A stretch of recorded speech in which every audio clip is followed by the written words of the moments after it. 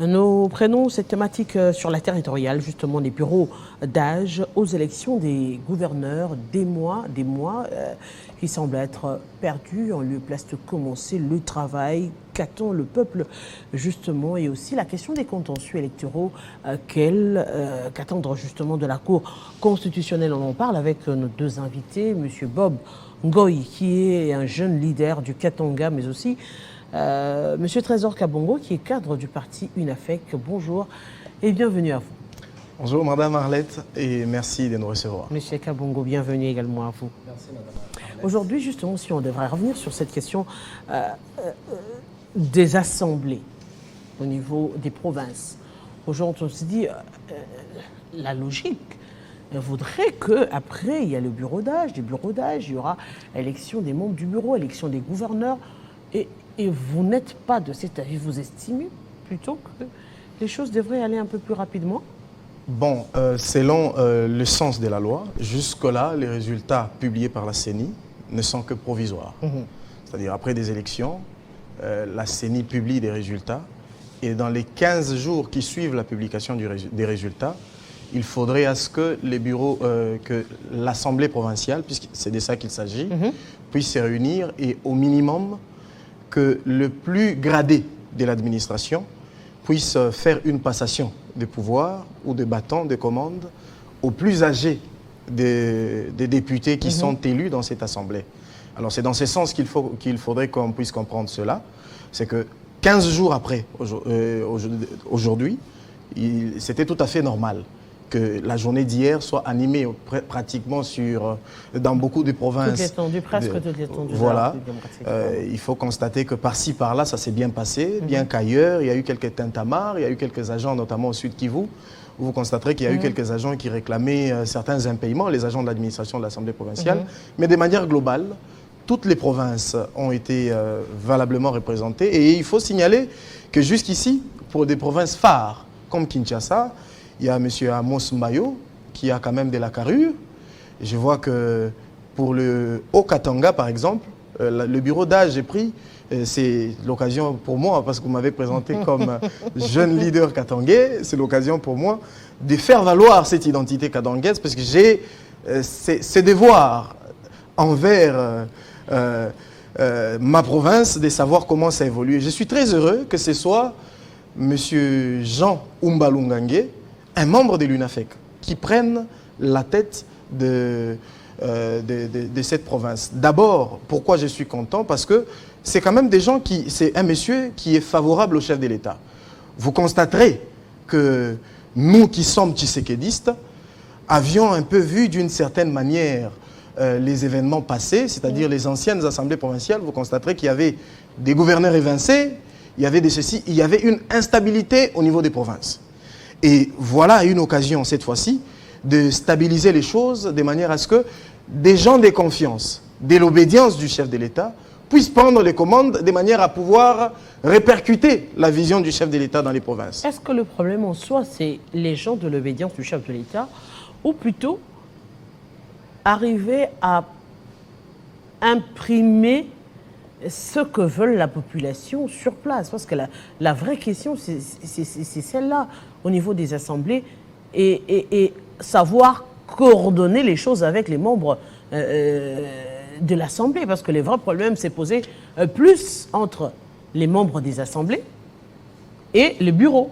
En parlant de la volonté de la population, ou l'intérêt de la population, je crois que dans ce cas, l'intérêt est déjà manifesté. Parce que si ceux qui sont dans ces assemblées provinciales c'est par la volonté de la population. C'est la population qui les a choisis.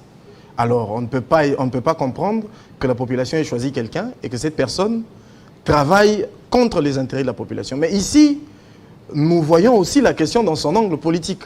Parce qu'on ne peut pas négliger le contexte politique et son impact sur même le développement d'une province. Et vous verrez que lorsqu'il y a certains membres de l'opposition, en parlant de l'opposition, ça ne veut pas dire que quand l'opposition prend le pouvoir, il n'y aura que le mal. Non, c'est pas ça. Mais toutefois, ici, il est question de répercuter la vision du chef de l'État. Jusqu'ici, vous l'aviez entendu dans ces récentes déclarations lors de ces différentes descentes des campagnes, il disait qu'au niveau des provinces, il aurait même souhaité que les gouverneurs soient nommés par l'État. Pour éviter justement cette pour question éviter ces genres de cacophonies. Ça voudrait dire, là, qu'il y a une preuve de dire que même lui-même, au sommet, s'est réalisé que ce qui se faisait en bas n'était pas forcément la volonté, que lui, n'était pas forcément la vision que lui voudrait à ce que ses gouverneurs et ses assemblées puissent imprégner. Donc ici, vous voyez ma satisfaction que dans certaines provinces, qu'il y ait quand même des gens qui imprègnent cette logique. Vous voyez Oumba Lungange Jean, qui est quand même président de l'UNAFEC. Une descendance claire et indiscutable de Baba Kyungu. Baba Kyungu, qui, avant sa mort, était tshisekédiste, pur et dur. Alors, de ce point de vue, on peut se dire que le Haut-Katanga est entre des bonnes mains. Mais, monsieur Kabongo. Trésor, Kalongo. Oui, monsieur Trésor Kabongo. Kalongo. Kalongo ou Kabongo? Kalongo. Kalongo, Trésor Kalongo, voilà, on va corriger. Ouais. On va corriger, c'est Kalongo. Aujourd'hui, le vrai problème, il est bureau provisoire. Oui, effectivement. C'est un bureau provisoire. Ouais.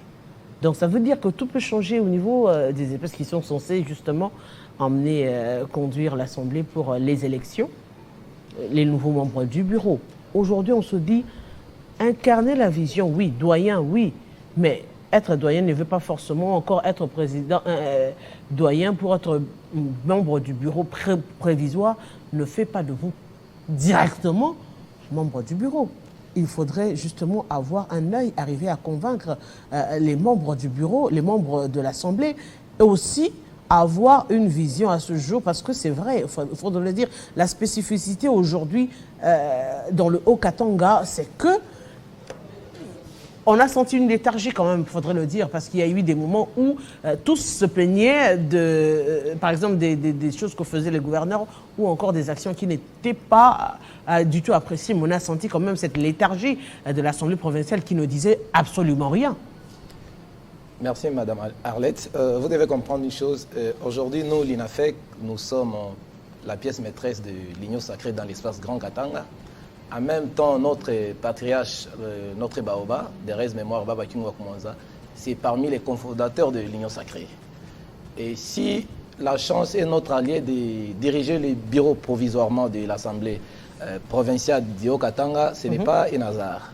Parce que l'INAFEC, c'est parmi les partis influents dans notre zone, premièrement. Et deuxièmement, dans l'espace Grand Katanga, tout le monde fait confiance à l'INAFEC.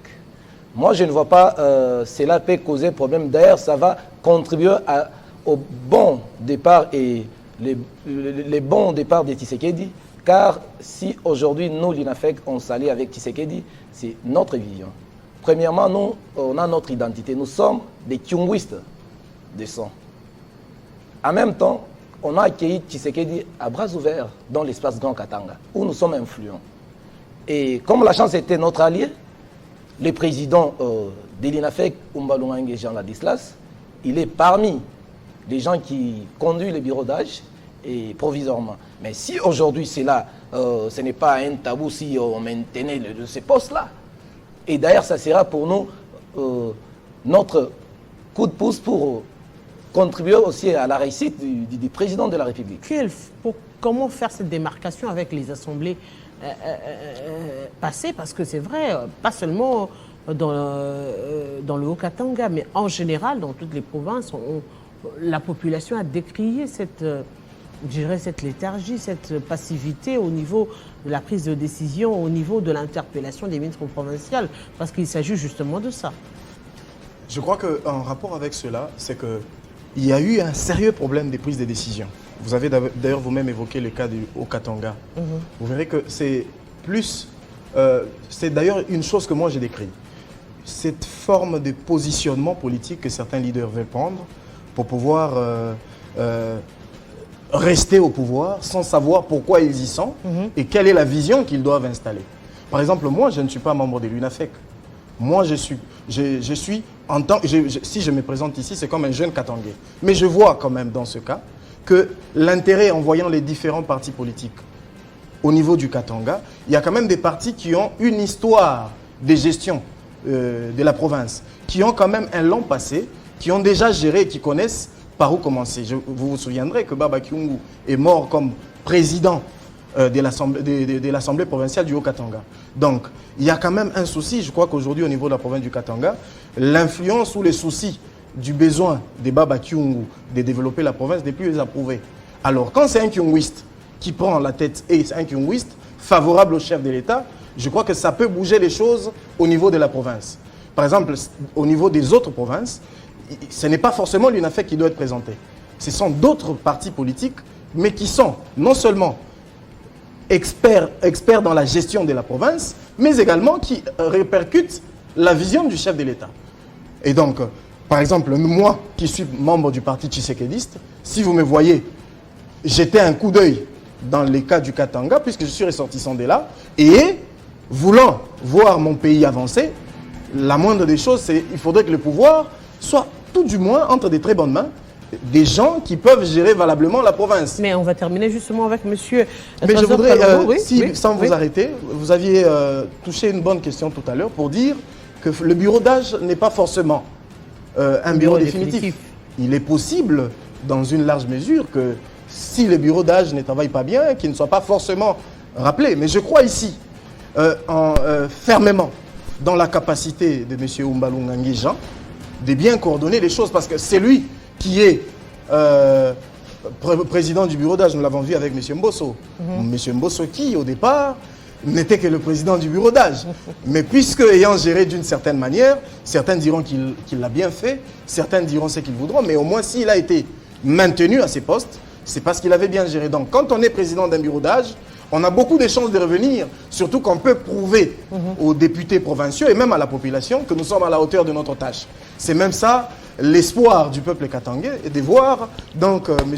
Umbalungangi s'est distingué et resté. Je termine avec M. Trésor Kalongo pour dire que c'est encore un bureau provisoire. Il y a également la question des contentieux. Il peut également arriver qu'avec les contentieux, parce que ce n'est pas encore un bureau, une assemblée définitive. Oui, c'est pourquoi on vient d'appeler ça provisoire. Provisoire. Oui. Parce que dans les bureaux provisoires, il y a 3 tâches qu'on doit assumer. La validation des candidats. Et entre-temps, c'est que moi je peux vous dire, avec l'INAFEC, et c'est que moi je viens du Katanga, je suis en train de voir comment Tshisekedi va réussir avec nous, l'INAFEC, et si nous, on était à la tête de l'Assemblée. Je vous dis grand merci. Trésor Kalongo, je rappelle que vous êtes au cadre du parti UNAFEC, donc félicitations à vous qui avez comme président du bureau provisoire, permettez cette tautologie, et M. Ben Goy qui est un jeune leader du Grand Katanga. Grand merci à vous d'avoir répondu à notre invitation. Merci, même s'il y a une question qui est restée pendante en rapport avec les assemblées nationales. Oui. Je peux placer un petit mot. Un petit mot, un dernier mot. Je m'inscris en tant que tshisekédiste, membre du parti tshisekédiste, dans la logique du collectif des 5 regroupements politiques, dont la CENI a déclaré comme n'ayant pas atteint les seuils, déclaré faussement. Et il y a un collectif des 5, je sais que vous le savez, qui sont en train donc de réclamer la vérité des urnes au niveau de la Cour constitutionnelle en ce moment, puisque ayant été injustement mis de côté. Et il faut préciser que ce collectif des 5 soutient à 100% le chef de l'État, mais réclame son droit, puisque ayant atteint les seuils, mais la CENI a dit qu'elle n'a pas atteint les seuils. Je crois que peut-être dans des prochaines émissions, on évoquera la question. Merci à vous et aussi à vous et même les téléspectateurs d'avoir été des nôtres. Dans quelques petites minutes, c'est la grande édition du journal avec Nathalie Yoko et nous, on se retrouve déjà demain à 13h pour l'édition de la mi-journée. À très bientôt.